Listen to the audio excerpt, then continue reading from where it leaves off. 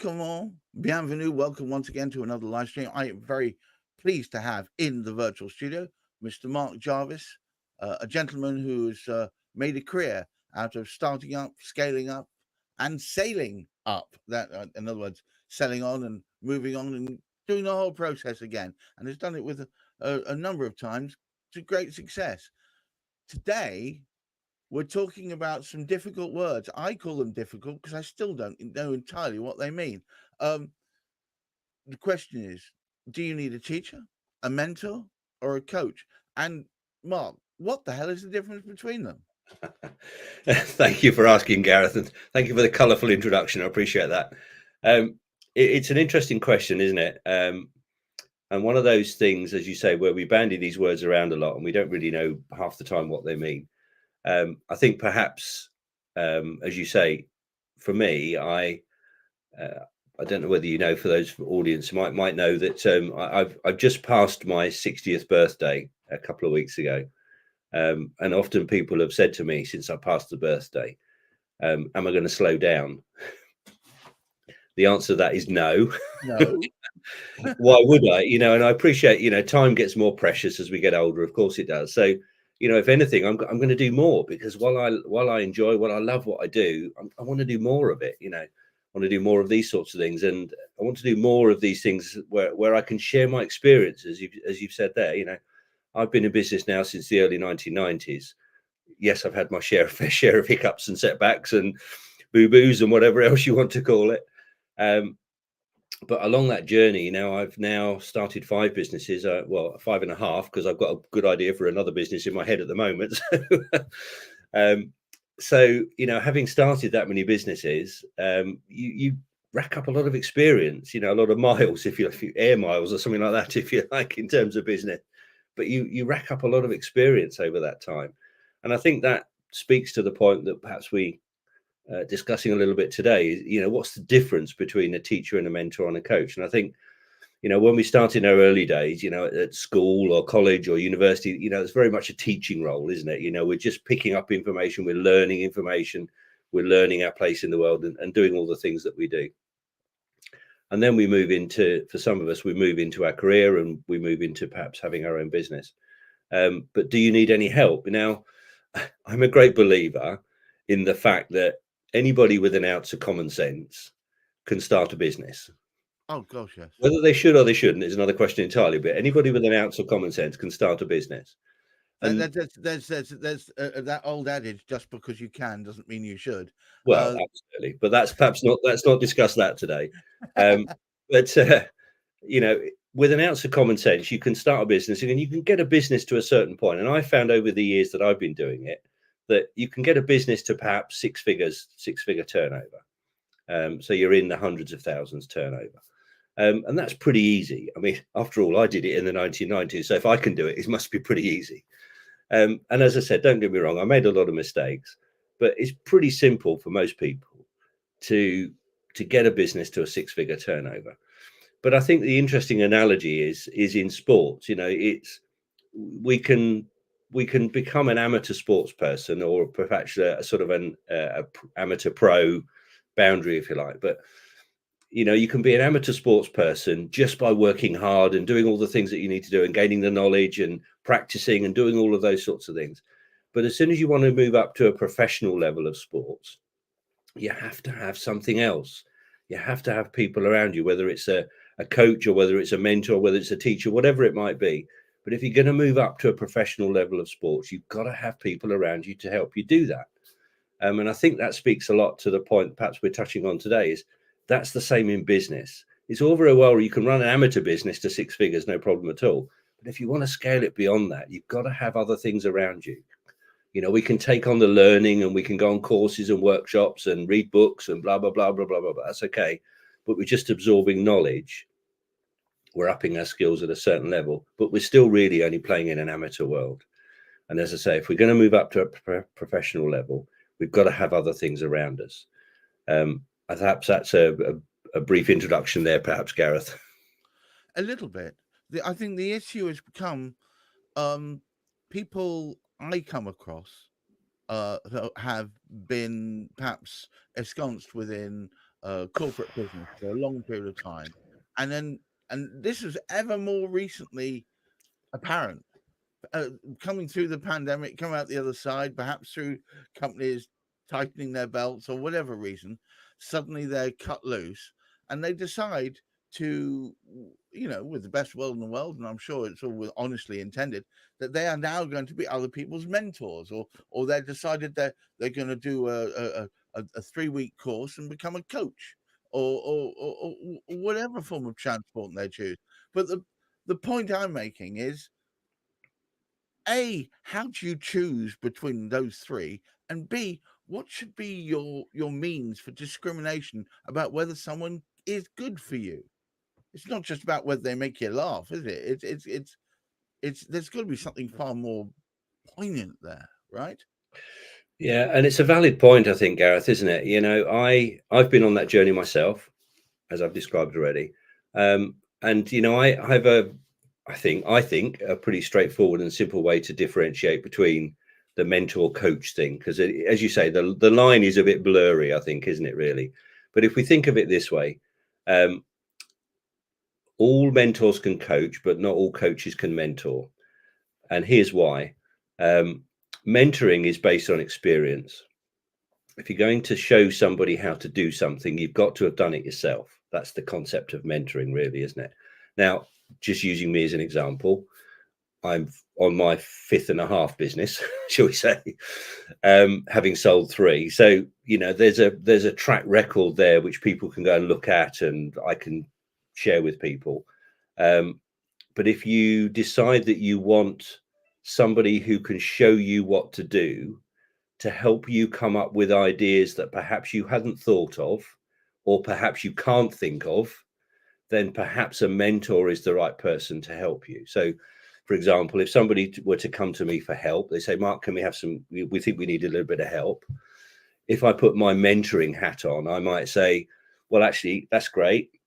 Let me share with you 2 or 3 ideas that I've found that work, and let's see how we can apply those ideas in your business. So I'm very much sharing my experience, my own journey in business, from startup to scale up to selling businesses. I'm very much sharing my own journey in that process. And that's the essence of mentoring. Now, if I put my coaching hat on, then I wouldn't necessarily give you advice. What I'm going to do is to help you come to your own resolution. So I might say, well, tell me a little bit more about the problem. Let's explore the things that you've checked. Let's what sort of research have you done? And I might ask you lots and lots of different questions about that. I might say, well, what sort of things have you tried, as I said? And so it's very much about asking those questions, really, rather than giving advice, because the job of a coach really is to help somebody to come to their own resolution, which is why, as you said already, it's very easy to become a business coach or put your finger in the air and say, I'm going to be a business coach. You don't have to run a business to be a business coach. So to decide what's best for you, you need to understand what the balance is. Now, for most people, they need a bit of both. If you're in the early stages of business, perhaps you need more somebody who's a little bit more comfortable in a mentoring role. Perhaps as your business evolves and perhaps you're looking at leadership or management, something like that, you might need somebody who's focusing more a little bit on coaching. But to getting the balance right is something that's important. And I think certainly from my client's point of view, it often starts with a mentoring conversation, with a mentoring relationship, and then evolves. Once I've shown them how to create their own innovation factory, if you like, their own ideas generating factory, and become that in their organization, then we can move into more of a coaching role. So it tends to be a bit of a journey, really. So I think for those of us that, for those of you that are listening to this, you need to decide whether you need help with ideas and help with experience, whether you need that injection of experience into your business, or whether you just want to skip that and just go straight into the coaching thing, because you're already able to create your own ideas, manage change, do all the things that you need to do in business. So maybe you need a coach. And if I just finish on one quick point here, Gareth, if I may, Coaching is not about going on a course and ticking a box and saying I'm a business coach. So you brought that up, not me. So here's the important thing for me. I decided that I would formally train myself to be a business coach. I'm a business owner, I'm an entrepreneur, I start businesses, etc., etc. So I decided that I would train myself formally in coaching and business coaching. So I took the Institute of Leadership and Management Level 7 course, which is the top of the pile. I did the diploma level. It took me a couple of years to do it, which is not an overnight thing. And I had to do 100 hours of demonstrated and supervised coaching and training with clients effectively. And I had to be able to show that track record of, as I said, over 100 hours of demonstrable training and supervised and witness training. And that's the level of sort of thing that I think we need to be aware of when we're seeking help, that we do find people who have that proven track record, they've invested themselves in it, and they're really working towards bettering themselves. And here's an interesting question. I said I was going to finish, didn't I? I will now. In order for us to be myself, say us, when I say us, I mean coaches and mentors like myself. In order for us to be able to support our clients, my clients effectively, and coach and mentor them, or both, whatever it might be, I have to be on my own self-development journey as well. So I have to have my own coach and mentor, and I have had two actually. So, if I'm going to be able to help people, I've got to be able to be in a position to accept help myself, because how can I continue to develop other people if I'm not continually developing myself? So a question, if you may take a little bit of advice to our audience today, if you're thinking of engaging with somebody, ask them who their coach is, ask them who their mentor is, because if they don't have one, how can they support you on a learning journey if they're not on one themselves? And I do think that's an important point. And there I will finish for another question, Gareth. Not at all. So you think it's intrinsic that for someone to help guide you or help guide anyone, they themselves should be on a self-development journey as well, because they need to recognize that they're a growing person or within their own business. Yes? 100%. Absolutely. How can I, in all honesty, believe that everything that I've learned up to today is all I ever need to learn? It can't be that. Right. Yes, it can't be that. I have to be on my own learning journey. And at this level of business, as I've said, this is not an amateur level of business. This is professional level business. We're playing in the pro leagues, if you like. And if I truly want to scale my business and create a legacy business, create a succession plan for my business, and again, so many people haven't even thought of that, perhaps a discussion for another day. I have to be on that learning journey myself.